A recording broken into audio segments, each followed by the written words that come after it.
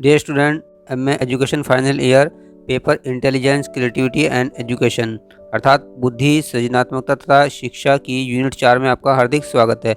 देखिए, इस सब्जेक्ट की हम 3 यूनिट पहले ही बना चुके हैं। फर्स्ट यूनिट में हमने क्या पढ़ा था? बुद्धि के बारे में पढ़ा था। आपको थोड़ा रिमाइंड करा दीजिए ताकि आपको थोड़ा सा रिवीजन हो जाए। और जो सेकंड में हमने सृजनात्मकता के बारे में पढ़ा था, सृजनात्मकता के बारे में पढ़ा था। और जो तीसरी यूनिट है, हमने वहाँ पर बुद्धि का विकास या मानसिक विकास के बारे में पढ़ा था। तो इस तरह से देखिए, बुद्धि, उसके बाद सेकंड नंबर पर सृजनात्मकता, या जैसे बुद्धि यहाँ पर चैप्टर में भी आप देख रहे हैं, तो ये बुद्धि थी, उसके बाद सृजनात्मकता था। इन दोनों का हमने डिटेल पढ़ी थी। उसके बाद हमने क्या किया, दोबारा लिया बुद्धि का विकास तीसरी वीडियो में। अब चौथी वीडियो में हम सृजनात्मकता का विकास पढ़ेंगे। तो फोर्थ में यहाँ पर सृजनात्मक के विकास को शुरू कर लेते हैं ऑब्जेक्टिव क्वेश्चन आंसर के साथ।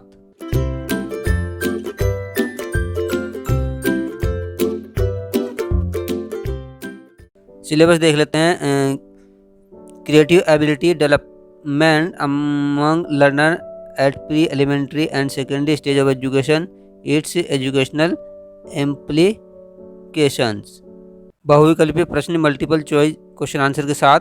क्वेश्चन नंबर फर्स्ट, सृजनात्मकता के लिए क्या आवश्यक है, यानी what is necessary for creativity. Creativity के लिए क्या आवश्यक है? यहाँ पे ऑप्शन दिए गए, मनोवैज्ञानिक सुरक्षा, मनोवैज्ञानिक स्वतंत्रता, अनुभव के लिए खुलापन, या ये सभी। तो यहाँ पर ये सभी की यहाँ पर जरूरत पड़ेगी, इसलिए यहाँ पर सही उत्तर होगा ऑप्शन डी। क्वेश्चन नंबर 2, शैक्षिक कार्यक्रमों के अभाव में, यानी in the absence of educational programs, क्या होता है? सृजनात्मक का विकास नहीं हो पाता, या सृजनात्मकता विकसित होती है, या उपयुक्त दोनों स्थितियां, इनमें से कोई नहीं। देखो, अगर शैक्षिक कार्यक्रम का अभाव है, कोई प्रोग्राम ही नहीं हो रहा है, तो सृजनात्मकता विकसित कहाँ से हो जाएगी? ये तो बात सही है। उपयुक्त दोनों स्थितियां भी नहीं हो सकती कि दोनों एक साथ हो जाएं, तो इनमें से कोई नहीं। तो यहाँ पर सही उत्तर होगा ऑप्शन है, यानी सृजनात्मकता का विकास नहीं हो पाएगा जब कोई एक्टिविटी नहीं होगी। क्वेश्चन नंबर 3, शिक्षक कक्षा में उपयुक्त का सर्जन करता है। किसका सर्जन करता है? तो यहाँ पर ऑप्शन दिए गए, रुचि का, विषय का, ये सभी, या वातावरण का। तो यहाँ पर सही उत्तर होगा ऑप्शन सी, वातावरण, एटमॉस्फेयर का सर्जन करता है। देखिए, मान लिया आपकी ये क्लासरूम है और यहाँ पर आपके ये स्टूडेंट यहाँ पर बैठे हुए हैं। तो अगर क्लास का जो एटमॉस्फेयर है, वातावरण सही होगा, तो यहाँ पर जो टीचिंग है वो भी सही हो पाएगी और सही रिजल्ट यहाँ पर निकल पाएगा। ये शिक्षक के ऊपर है, टीचर के ऊपर है कि बच्चों को कैसे पढ़ाए, कैसे हैंडल करे। सबसे अच्छी अगर क्रिएटिविटी लानी है, जहाँ तक मैं समझता हूँ, जिसको मैं एक्सपेरिमेंट भी करता हूँ, बच्चों पर आजमाता भी हूँ, और इसका अच्छा रिजल्ट आता है। सबसे पहले मिसाल के तौर पे हमें इंग्लिश लैंग्वेज को लेना है या हिंदी लैंग्वेज को लेना है, तो हम क्या करें, उस बुक में से, जैसे एक बुक है हमारे पास, ये बुक है मान लिया, तो इस बुक में से कोई भी एक चैप्टर लें और उसमें से कोई एक पैराग्राफ उठाएं। मान लिया एक पैराग्राफ हमने ये उठा लिया, तो इस पैराग्राफ को क्या करें, बच्चों को कॉपी कराएं, उनकी नोटबुक में कॉपी कराएं, ठीक है, और उनसे कहें इसको स्टडी करें। तो हम इसी एक पैराग्राफ से उनकी क्रिएटिविटी को, उनकी सृजनात्मकता को बढ़ा सकते हैं। उससे हम उनकी रीडिंग स्किल भी देखेंगे कि उनको कितना पढ़ना आता है, मात्राएं सही पढ़ पाते हैं, स्पेलिंग सही कर पाते हैं, उच्चारण सही कर पाते हैं, प्रोनाउंसिएशन सही करते हैं, ये सब देखेंगे। उसके बाद इसी में से हम वो वर्ड्स भी निकालेंगे जिनको टीचर कठिन वर्ड्स के नाम से या मुश्किल वह शब्दों के हिसाब से जानते हैं, तो उसको भी हम यहाँ पर उनको याद कराएंगे ताकि डिक्टेशन हो जाए। इसी तरह इसमें से कई क्वेश्चन हम निकाल सकते हैं, यानी बच्चों को हम सिखाएंगे क्वेश्चन कैसे निकालते हैं, उसका आंसर, यानी इस पैराग्राफ को हम पूरे साल में, पूरे सेशन में इतना इस तरह से उसके माइंड में बिठा देंगे ताकि उसको हर तरह से, इसी में से हम 5 सेंटेंस उठाएंगे और उसमें से कुछ शब्द गैप कर देंगे, वहाँ से हटा देंगे, उनसे कहेंगे कि ये फिल इन द ब्लैंक्स बन जाएंगे आपके, उनके यानी खाली स्थान वाले क्वेश्चन बन जाएंगे। इसी तरह मैचिंग वाले, विलोम शब्द वाले, यानी जितनी भी एक्सरसाइज होती है वो इस पैराग्राफ को लेकर ही हम उन्हें पूरी तरह से समझा सकते हैं। ये पैराग्राफ उनको बहुत ही अच्छी तरह से रट जाएगा, एक तरह से बिल्कुल हर तरीके से वो समझ जाएंगे। और फिर जो अदर चैप्टर हैं और पार्ट हैं, उसको भी हम इसी को बेस मानते हैं उनकी तैयारी करा सकते हैं। यानी बच्चा खुद अब उत्सुक हो जाएगा कि हम अगला चैप्टर खुद तैयार करें।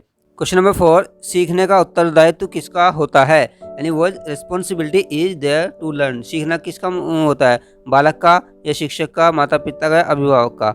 देखिए, बच्चा ही सीखता है, स्कूल में आता है, शिक्षक तो पढ़ाता है, टीचिंग करता है, माता पिता घर पे रहते हैं, अभिभावक घर पे रहते हैं, तो बच्चा ही पढ़ने जाता है। हालांकि सीखना तो सभी को चाहिए, लेकिन यहाँ पर बालक से ही मतलब है, इसलिए यहाँ पर सही उत्तर होगा ऑप्शन ए। क्वेश्चन नंबर 5, कुछ नया सृजन करने की योग्यता तथा श्रेष्ठ विचार जो हमारी समस्याओं के समाधान में सहायक हों कहलाते हैं। क्या कहलाते हैं? ऐसे जो योग्यता तथा विचार या समाधान में जो सहायक हों, देख लीजिए यहाँ सृजनात्मक कार्य कहलाते हैं, या सृजनात्मक सामग्री कहलाती है, सृजनात्मक चिंतन, या ये सभी। तो मैं समझता हूँ यहाँ पर ऑप्शन सी सृजनात्मक चिंतन यहाँ पर हेल्पफुल होगा। नाउ क्वेश्चन नंबर 6, बाल्यावस्था सृजन की श्रेष्ठ अवस्था है, ये कथन किसका है? यानी जो childhood is the best stage of creation is the best. ठीक है, ये टोरेंस का है, या टोरेंट का है, या टोमस का है, टोमेन का है। तो हम पहले पढ़ चुके हैं, ये टोरेंस का स्टेटमेंट है, इसलिए यहाँ पर सही उत्तर होगा ऑप्शन ए टोरेंस का। क्वेश्चन नंबर 7, एक सृजनशील बालक कक्षा में संतुष्ट नहीं हो सकता जब तक कि यानी creativity child can not be satisfy in the class unless, कब तक? जब तक कि विचारों को हेर फेर करने की स्वतंत्रता ना हो। इसका मतलब क्या है विचारों को हेर फेर करने की स्वतंत्रता? यानी जो भी विचार हैं, देखो बच्चे के माइंड में नए नए विचार आते रहते हैं, तो हमें उनको स्वतंत्रता देनी चाहिए, उनको सोचने की शक्ति देनी चाहिए। ऐसा नहीं कि रटा रटा है हम जो बस एजुकेशन उसको लेकर चल रहे हैं, बच्चे को सोचने ही नहीं देते। अगर वो कुछ अलग से मान लें क्लासरूम में क्वेश्चन करता है तो उसको डांट देते हैं, ऐसा नहीं है। यानी उसके माइंड में नए नए क्वेश्चन आ सकते हैं, तो ये ही एक तरह से सृजनात्मकता की सीढ़ी है। यानी इसको हमें इसमें उनकी हेल्प करनी चाहिए बच्चों की। दूसरा देख लीजिए, प्रश्नों को अपने तरीके से पूछने की आज्ञा ना हो। यानी बच्चा को इजाज़त ही नहीं है कि स्टूडेंट को इजाज़त ही नहीं है कि वो अपने लेवल से अपने इच्छानुसार प्रश्न पूछ सके। तो उसके अंदर जो भी वो जानना चाहता है, वो जिज्ञासा है, वो वहीं ही रुक जाएगी, इसलिए उसकी सृजनात्मकता ठप पड़ जाएगी।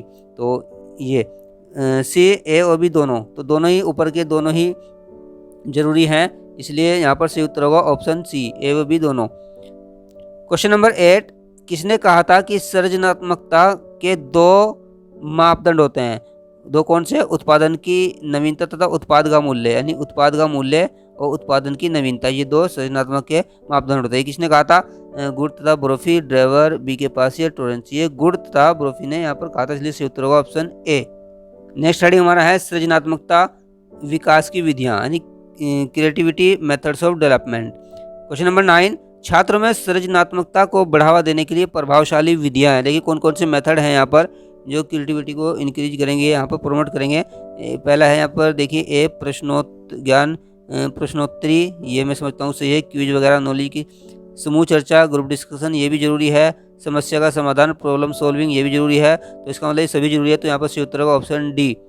क्वेश्चन नंबर 10, मस्तिष्क उद्वेलन विधि विकसित की गई थी, यानी ब्रेन स्टिमुलेशन जो मेथड था वो डेवलप किया गया था किसके द्वारा? बाय, देखिए ऑप्शन दिए गए हैं, स्पीरमैन द्वारा, गिलफोर्ड, वर्नन द्वारा या ओसबर्न द्वारा। तो सही उत्तर होगा यहाँ पर ऑप्शन डी ओसबर्न द्वारा। क्वेश्चन नंबर 11, एक सृजनशील बालक को निम्नलिखित गुणों एवं कौशलों के उपचार पर या आधार पर पहचाना जा सकता है। यानी कौन कौन से यहाँ पर गुण एवं कौशल होंगे जिसके आधार पर हम उस बालक को ये पहचान सकते हैं कि ये सृजनशील बालक है।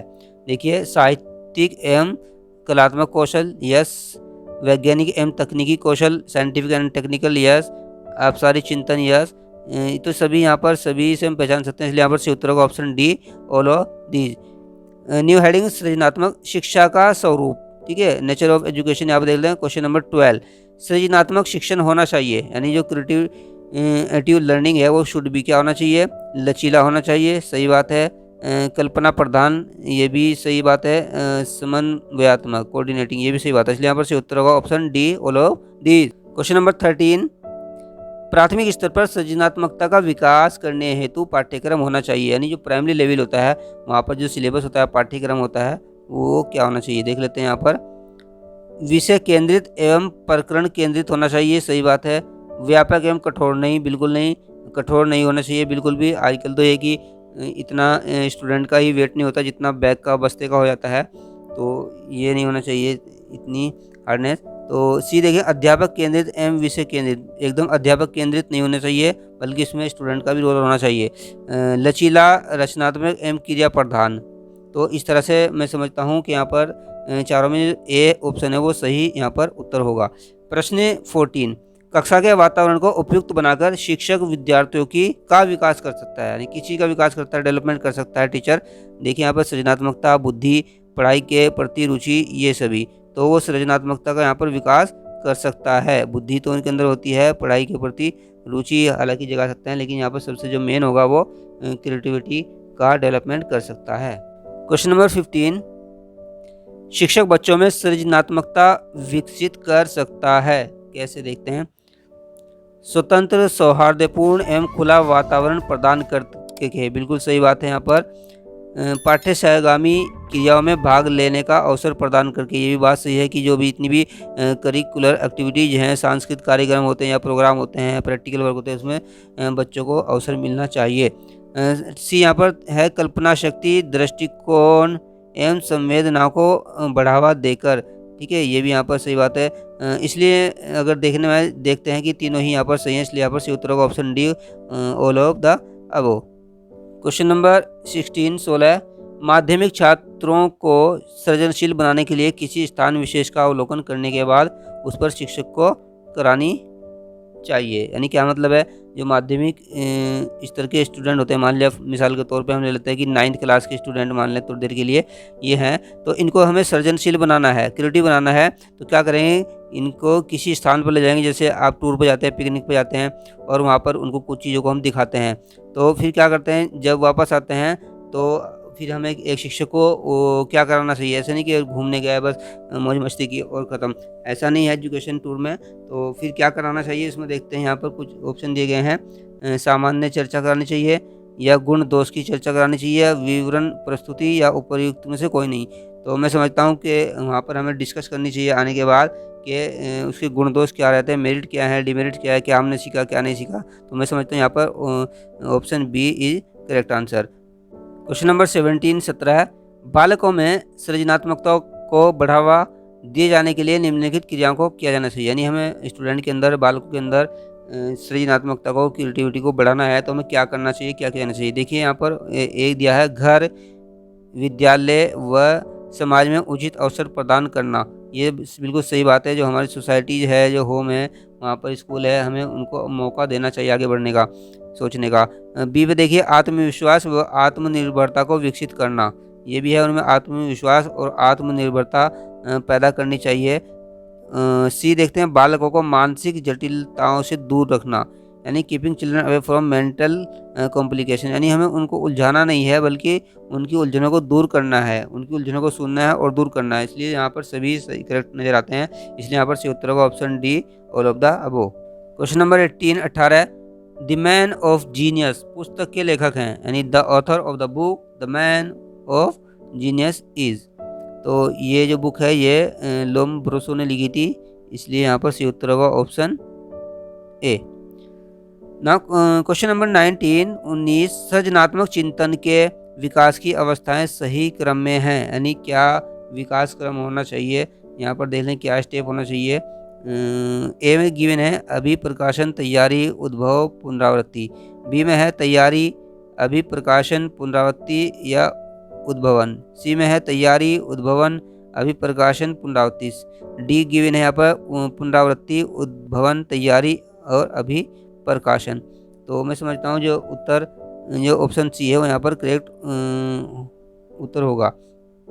Dear student, last question for this unit is for you. Question number 20 विशिष्ट बालक होते हैं, यानी स्पेशलाइज्ड चिल्ड्रन कौन से होते हैं, जो विशिष्ट बालक होते हैं, स्पेशल चाइल्ड भी कहते हैं। तो ए प्रतिभाशाली बालक, या बी मानसिक मंदता वाले बालक, या सी अधिगम असमर्थ, या ये सभी। तो इसका आपको उत्तर देना है। तो एंड ऑफ यूनिट 4, यहाँ पर 4 यूनिट हमारी कंप्लीट हो जाती हैं। अभी हमारी unit 5 and unit 6 is are remaining, ठीक है, ये बचती हैं जो आगे आएंगी। Thank you.